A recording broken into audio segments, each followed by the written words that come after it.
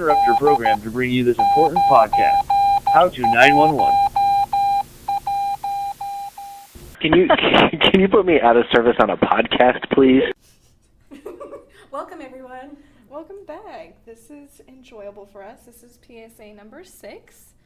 So we've done more than just 6 episodes because we've split some up and done some bonuses, but I think it's just really exciting to get past 5, right? Yeah. Or get past 1 even. That's pretty great. This PSA, we're covering languages supported by 911, which I had no idea about, and it's probably just my ignorance because I just speak English, so I just have the luxury of knowing that if I call emergency services, they're going to know my language. So I understand that that's not how it is for everybody.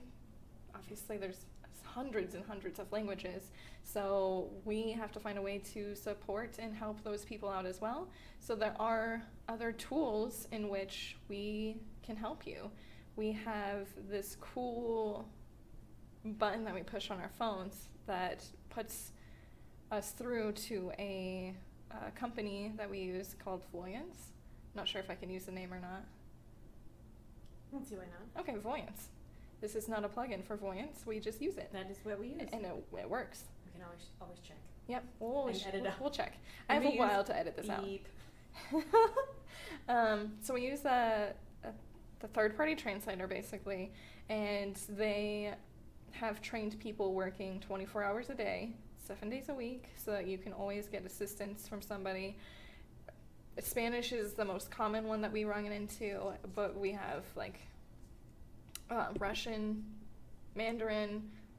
Those are the other ones that we run into quite often. I'm trying to think of French, Italian, literally every language you can think of. Yes. And obviously, since I don't speak those languages, I can understand Spanish words. So if you're talking to me in Spanish, I can probably say, okay, you're needing a Spanish translator, and that makes it easier for when they say, what language do you need? But if I don't know the language, it's a little bit more difficult to kind of get the translator there. But they will figure it out eventually. There are 6,500 languages. Ooh. However, about 2,000 of those languages have fewer than 1,000 speakers, and the most popular language in the world is Mandarin Chinese. Oh, that's interesting. Mm-hmm. So that makes sense. Kind of. My mind can't wrap around those numbers. That's crazy. 6,500? Mm-hmm. That's a lot of languages. Even if you take away the 2,000 that have less than 1,000 speakers, that's still over 4,000 mm-hmm. people that speak different languages Yeah. besides English. So, yes, we need translators. Obviously, that number is astronomical. Even though we live in a great big country, and we can assume that we all speak English, we have travelers, visitors, workers. We just have to remember that people have come here and migrated here from different countries, so there's different languages. Canada speaks French and English, and I'm sure a bunch of other different languages. Yeah. So, using a third-party translator, it does take just a little bit more time because the question is basically being asked twice, and the response is being responded back twice. Mm-hmm. So it's just that time that takes, and it's also difficult because I don't know what either of them are saying. So it's hard because usually I can interrupt and try to redirect a caller to what I need versus this long story that it doesn't relate. So I can't do that. I can't do the redirection to get us back on track because they can give all of this information that they think is relevant, but it's not key to what I need to know right now, basically, is what I'm trying to say. So it's hard because that translator isn't there to do the redirection for me. Right. They're there just to take their answer and ask the questions and relate that to both parties. So that's a little difficult to work through, but it's something that obviously we work through because we get it done. And it's okay for it to take longer because you're calling for an emergency. I'm going to be there to help you no matter what. Right. And our most important thing is the address. So if we have the address and we're not sure what it is that they're needing at first, we can put in a call and have an officer start heading that way, or if we, for some reason, think it's a medical of some sort, put in our address, get them headed there, let our responders know. It's going to take a little bit more to get information because we are having to translate. Right. And we have taken medical calls with the translation service, which I feel like it is a little bit more time consuming. I'm going to say that a million times, but I'd rather get them going. You give me an address, and if the translator tells me this is the address and this is what's going on, because that's usually what happens during medical calls. Right. They're like, this is my address, my father fell and he can't get up, or something like that. They'll usually tell me that, and so I know it's going to take longer because of the language barrier, which is fine, and I will most likely drop a medical call and then give them the information as they're going there. Right. Because I don't want to waste 5 minutes getting all this information and then get them going. Right. So it's just one of those things that it's a much shorter process, usually about a minute, to get questions answered and get them going versus 5 minutes, if that makes any sense. It does to me. Perfect. If it doesn't make sense to you guys, you know where to email us.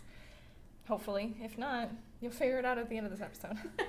And we should have recordings of medicals that we've taken. Yes. Yes, Becky, she either shared them to me and I just moved them to our email folder, or she was going to. I think she did, and I just was like, folder. I know you guys are so concerned about what happens once we get off the phone and responders are there. I know, at least for police officers, they also have resources for technology of translators. I don't know what that resource is, and I don't know how it works for them because I'm not a police officer, but I know that they at least have that resource. Right. And we do have a lot of officers that do speak other languages. We have a lot of Spanish-speaking officers. I only know Spanish. Okay, great. I know in my last agency we had one that spoke Japanese, which was super cool, but I never heard him talk. I can't think of anybody else speaking anything off the top, a different language off the top of their head. Yeah. Off top of my head, not their head.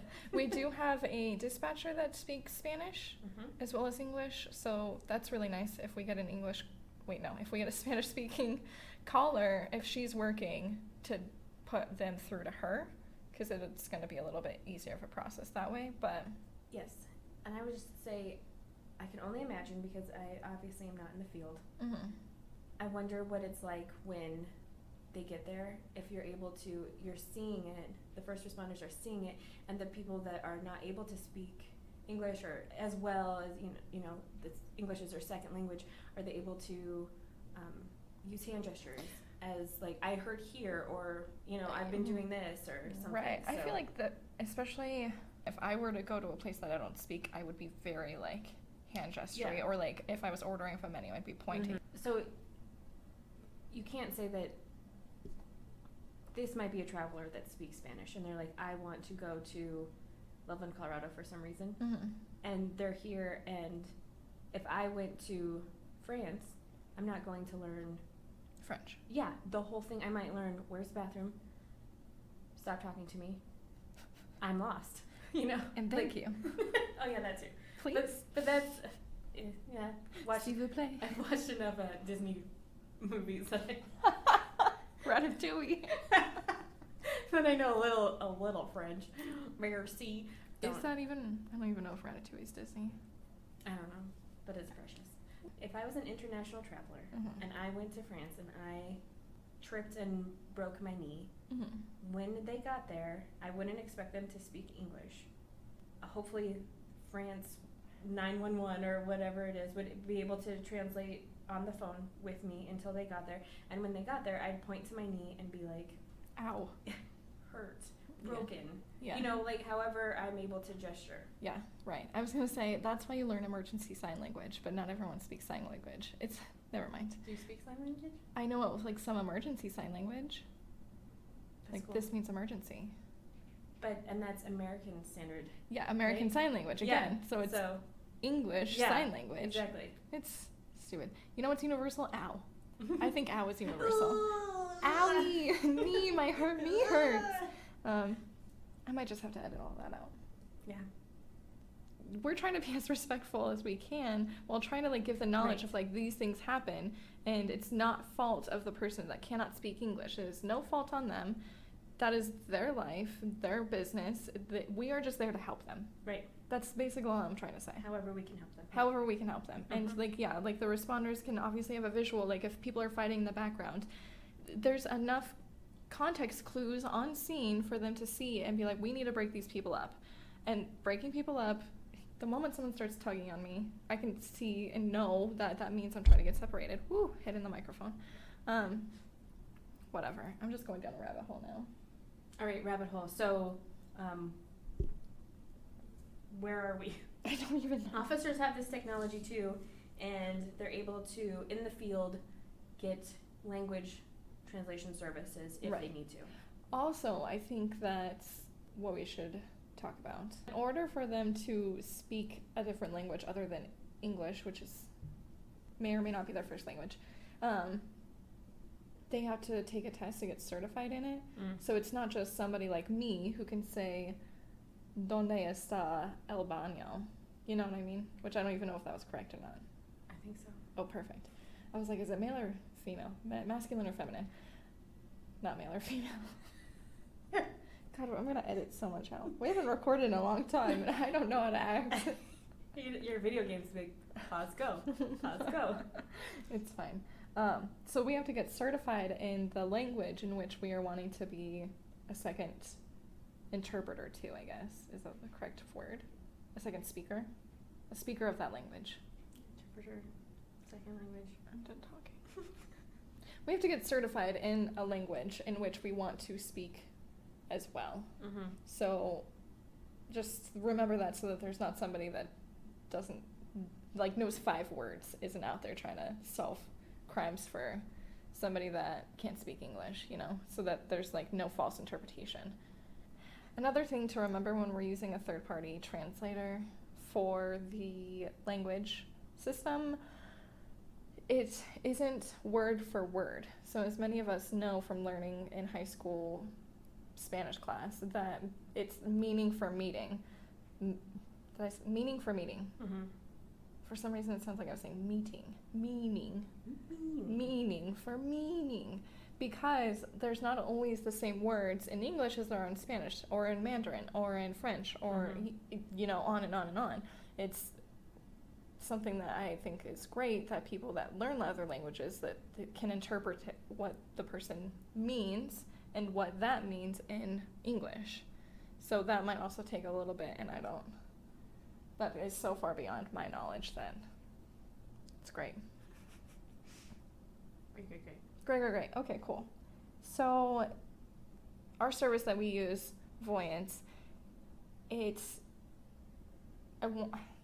is kind of hard to say. It can only be used on 911 the easiest way, because with 911 calls, it routes and connects all 3 of us instantly, and it's so much easier versus if you called on a non-emergent line and we had to go through to Voyance, we would have to do some kind of crazy trickery, like maneuvering of technology, because if you call on a non-emergent line and I try to put you through to another party, we're not instantly all 3 connected. It's going to only connect me to the number that I am dialing. So we're instantly connected to the number that we ring. And that neither of us, I believe, can hear the caller unless we hang up the phone. And the caller is connected to the third party that we ring. So that means that there's no longer a dispatcher on the line to take the call and the information to ask the questions. Right, because that's how our admin lines work. We have to put them through to an officer. We have to hang up before the officer answers. Then that's like just transferring him to Voyance, right? Right, so then if we did that, I'm not saying that's what we do, I'm just saying if we did that, we would just be transferring a caller to Voyance, our language service, and then there's no dispatcher there anymore. Right. And then it's this mass confusion between 2 people because they aren't aware of the situation as to why they are connected.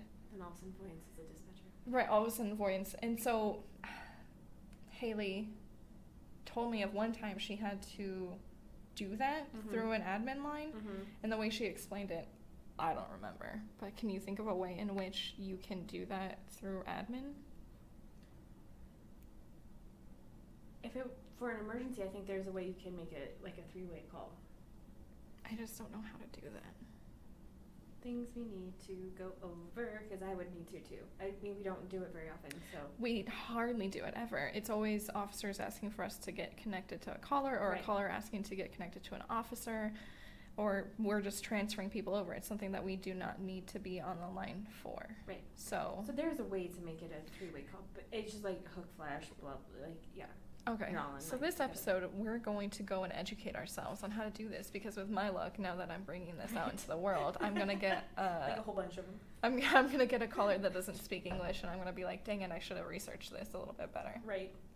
But it's just a lot more complicated versus, like I said, the 911, we're instantly all 3 routed together. That's just how the 911 calls work, because that's just how, I don't know. Technology's over my head. I can't even figure out how to get 2 microphones to plug into one computer. It's fine. So here we go. Do I need a splitter or do I not need a splitter? If anybody knows anything about technology that can help me with getting 2 microphones to work in one computer, that'd be great, because We'll send you stickers. We will send you stickers. Free stickers. Yep. Just 2, not more than 2. I was just going to say that, so Voyance is in the United States. They're in Phoenix. And the people that work for them, they get 100 hours. Nope. They get 120 hours of training, which according to the website is 3 times longer than any other third-party translator company. I like that. So, so that's pretty cool. And so they have to take, so they train, they get a written and practical exam, and then they are able to get their certification. I'm sure we mentioned it, but it's 24/7 for us, so it's not like during business hours, anything like that. Right. And what's unique about Voyance is instead of people being at home and us trying to get a hold of a Spanish speaker, Mandarin, or something like that, or offshore, anywhere in the world, they're all at this one company in Phoenix. So they have this huge room with, I don't know, I want to say hundreds, hundreds. And it says that hold on. Sorry if you guys can hear the officers in the background. We're recording from a different place, and we didn't think they would be here. Background noise. So it says they support hundreds of languages. So literally, and I would be curious to know if one translator speaks more than one language. Oh, I'm sure. I've heard. Obviously, I don't know because I speak English, but that the more languages you learn, they're kind of easier to pick up, because I know for a fact that's not true. This is how it works in my brain, because I played instruments. So like when I learned the clarinet was my bass instrument, and then I learned the oboe, and then I went to the saxophone, and the fingerings were similar. From like there were like similar notes that the saxophone had with the clarinet, and then there were similar notes that it had with the oboe. So it was like one of those things where it's just like, okay, these 2 separate things can kind of help me learn this one thing. So that's where it kind of works in my head. I'm just like, there's similar words throughout, especially European countries. Like I feel like there's similarities. Right. But again, it might just be my ignorance. But I mean, I learned Spanish. I took a couple classes in high school, and I took a class in French too. And so like there's like similarities there. And I've heard that German is very similar to English in some ways. That's what I've heard. So if I'm wrong, that's not my fault. That is my people that I talk to, and that I'm sorry if they're idiots. I don't think that they are, but I hope they're not. Anyways. Okay, you can edit this out, but I played the clarinet when I was in middle school, and I wanted to start with the saxophone, and my teacher was like, whoever wants to play the saxophone, because everyone wanted to play the saxophone, which I don't know why. We had to start with the clarinet, and I was like, nope, I'm just going to do this the whole time. So I played the clarinet. That's awesome. We have something in common. Yeah, and just that one thing. Just one thing. Finally, after all this time, I still have my clarinet. I do too. Oh my gosh, we should totally jam. I'm just kidding. I don't know how to play it. I tried to play it the other day, and I was like, ugh, my cheeks hurt so bad. Have you ever seen Ferris Bueller's Day Off? No. Oh my god. Edit this episode, watch Ferris Bueller's Day Off. He tries to play the clarinet, and it's hilarious. Okay, cool. Yeah. I hated the saxophone. Yeah? Yeah. I think it's because I was doing jazz band for the saxophone. Mm-hmm. And, swinging notes, not my thing. It's great, and it's awesome to listen to when other people do it, but I would try swinging, and it was just sound like a dying duck. It was so bad, but I had to do jazz band in order to letter in band my senior year. It was stupid. It wasn't stupid. Anyways, I might keep that in there. That's a fun fact. That's what I imagine.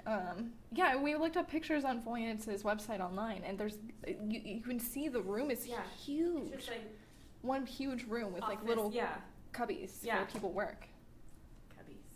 Cubbies? Consoles? No. Pods. Cubbies. Cubicles. Yeah. You're trying to think of the correct words here. That was a fun game. That was the best game ever. I loved it. I loved every moment of it. Okay. Sorry, I was trying to adjust my microphone if you guys could hear that. What else? Is that all you wanted to talk about? Just a little bit about the actual company. So now I'm going to insert some actual 911 calls that we've taken that we've needed to use Voyance to translate, and I just want you guys to listen to it and just kind of understand a little bit more of what I'm trying to say. I was going to say a visual representation, but that's incorrect. All of this is an audio representation. Different show. Yeah, different show. Okay, we're going to insert that in right here. 911, what is the address of the emergency? This is County with a transfer for a medical. ¿Yo speak Spanish? No, sir, un momento. Do you have the address again? Okay. What's the phone number you're calling from? Is this a business? Yeah. Okay, tell me exactly what happened. Sir? Are you still there? Sir?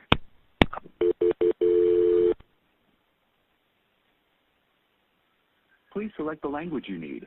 For Spanish, press 1. For all other languages, you selected Spanish. You will be connected to the next available interpreter. Sir, are you still there? Bueno, you speak Spanish? Okay, un momento. We're getting a translator. My name is Maria, and I will be your Spanish interpreter, 332297. Go ahead, please. Okay, we have a male party online who's having a medical emergency. Can you confirm the address with him, please? Señor, ¿me puede decir su domicilio para... Estamos de trabajo. Okay, and tell me exactly what happened. Dígame exactamente lo que sucedió. Estábamos trabajando con un martillo y se quebró el martillo y le pegó a mi cabeza, la cabeza a mi hijo. We were working with a hammer, and the hammer broke and hit my son in the head. Se le abrió un poquito It su opened frente up a little bit on the forehead. y se siente mal. Okay, is he with the patient now? ¿Está usted ahí con él ahorita? Sí, estamos los dos. Okay, Yes, and his son is bleeding? Está sangrando. No, ya le paré la sangre, le puse un trapo. No, I stopped the bleeding. I put a cloth on it. ¿Qué pasó? No. Perfect. The paramedics are coming. How old is the patient? Los paramédicos ya van en camino. ¿Qué edad tiene el 21. hijo? 21. Okay. Is he awake? ¿Está despierto? Sí, nomás que se siente muy mal, necesita ser rápido. But he feels very badly. This has to be done quickly. Okay, they are coming as fast as they can. Even while we're talking, they're driving to him. Is he breathing? Los bomberos aquí están cerquita, como 2 minutos, los bomberos que están aquí. Señor, permítame, ya van en camino, pero mientras que nosotros estamos en teléfono. Could you repeat, please? Is he, I'm sorry, is he breathing? ¿Está respirando? Sí, está respirando. Okay. Yes. Pero se siente mal, muy mal. But he feels very bad. Okay. When did this happen? ¿Cuándo sucedió esto, señor? Ahorita, apenas ahorita. Okay. Just right now, just barely now. Is there any serious bleeding? Está sangrando. Ya le paré la sangre, les estoy diciendo que ya paré la sangre. I told you, I already stopped the bleeding. Okay, we just want to make sure if it was Solo que se serious. siente muy mal. Un momento. Is he completely Go ahead. alert? Está completamente alerta. Sí, sí, nomás que se está sintiendo mal, y mal. But Okay. he's feeling very badly. When he says badly, what does he mean? ¿Qué quiere decir con que se siente mal? Como que se le está bajando la presión, desesperación o algo así. Blood pressure. ¿Qué es lo que te sientes, hijo? But un momento, his blood pressure is going down and he's anxious. Okay. Well, tell the son that they are coming as fast as they can to help him and keep the cloth right on the wound and don't lift it up to look where it's bleeding from. Muy bien, hijo, ya. Ya van tan rápido. Sí, parece que ya se oyen. Pero I think I hear them. Okay. Pero no le quite el trapo de la herida y no lo levante para Tranquilo, ya ver. están aquí. Déjele el trapo. And I think they should be, okay, we'll just make sure and stay on the line until they're right with him. Me voy a asegurar y me voy a quedar en la línea con Y ustedes. ahorita le porque dices ya todo lo estén que ahí con él. siéntase. Ya creo que ya llegaron. Ahí me dice cuando ya estén ahí con él. Sí, gracias, ya llegaron. Ahí te van. Un momento, ¿todavía ya están ahí con él o nomás Sí. llegaron? Sí, ya llegaron. No, dígame cuando ya estén ahí con él. They're here, Sí. but I insist on telling you. They're there with him? ¿Ya está con él? Sí. Okay, we'll let you go, Yes, sir. they're Thank here. you. Okay, Thank you very much. thank you. Boy, Muy thanks bien, so much. señor. Ya lo vamos Gracias, a ver. señora. Thank you. Thank you, ma'am. Yeah, Thank thank you you. for I using appreciate your our help. service. Interpreter 332297 disconnecting. Take You're care. very welcome and have a good rest of the day. You too. Thank you. Thank you. Bye-bye. Junior, What's the address of the emergency? hello. I need an emergency. What address? What is the phone number you're calling? I just have 3 minutes. Come on. Okay, what is the phone number you're calling from? Okay, tell me exactly what happened.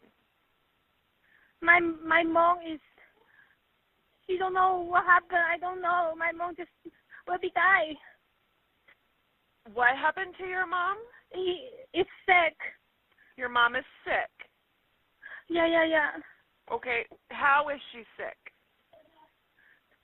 Right now she can't. I don't understand English, but she can. She will be dying. So can you Okay. come in right now? Yeah, we're coming. What language do you speak?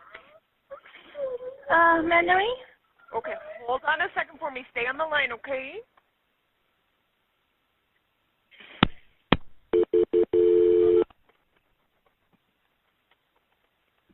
Please select the language you need. Stay For with me, okay? Spanish, press 1. For all other languages, please press 0. You selected Customer Service. Please hold for the next available Client Services representative. Hello. Hold on, I'm still here, okay? They're coming to help you. We're just getting a translator. Come on. They're coming. I'm still going to help you, okay? No, my mom, she can't. Come No. on. No, they're coming, okay? My name is Alexa. What language do you need? Mandarin. Mandarin? Mandarin? Transferring you a Mandarin interpreter. Have a good day. Thank you. Now you. Huh? They're coming. You'll be Hold on connected just to the a next second for me, available sweetheart. interpreter. So that your interpreter may better assist you, please speak in short, clear statements. They're already on the way to help you. We're just getting some more information.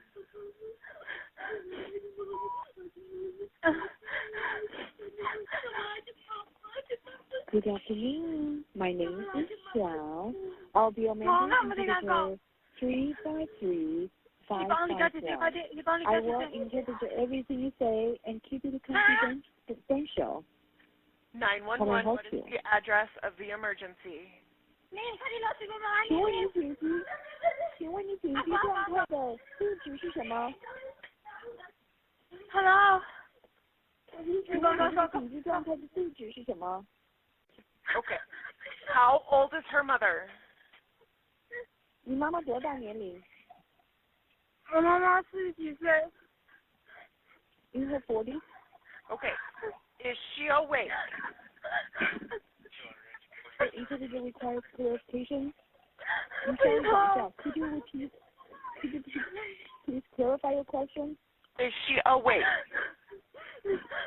她是清醒的吗？她不清醒。No. Is she breathing? 她在呼吸吗？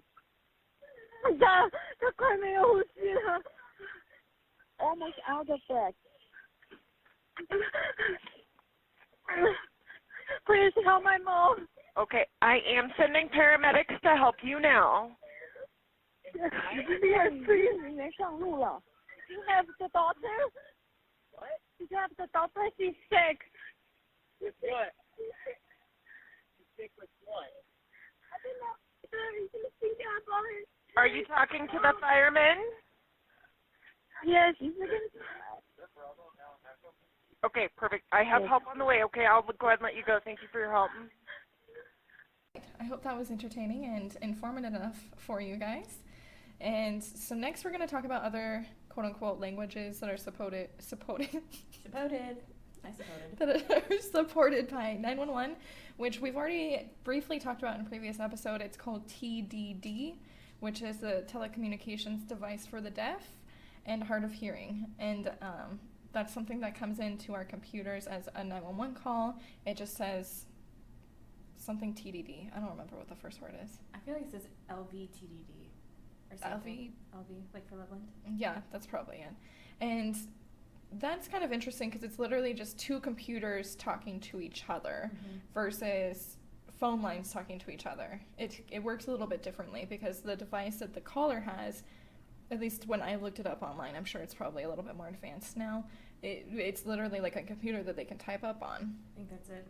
Okay, cool. Yeah, I just didn't know if there was like some kind of app or something that they can use on their phones now to do that. I don't think for TDD. Yeah. Okay. I think text would be. Yeah. Know. Okay. Well, I was trying. Whatever. So it's literally two computers talking to each other, and we will use our keyboard versus us talking in order to respond back. And it has like its own lingo. So you know how like texting has its own abbreviations and LOL, you know, like those kind of things. Like the TDD also has its own abbreviations and stuff in order, because I don't think we can use question marks while we're typing in TDD. I've never used it for an actual call. I've only read like policies about it, and since I've never used that, I feel like it doesn't really retain. If I did get a call, I could literally easily open up my binder and see everything that I need to see, but I know that it's like GA means go ahead, and we have to say that at the end of each line. So there's things like that. Yeah, I was trying to think of question marks. I don't know. I can't remember having to need them, but... Have you used TDD before? For an actual call?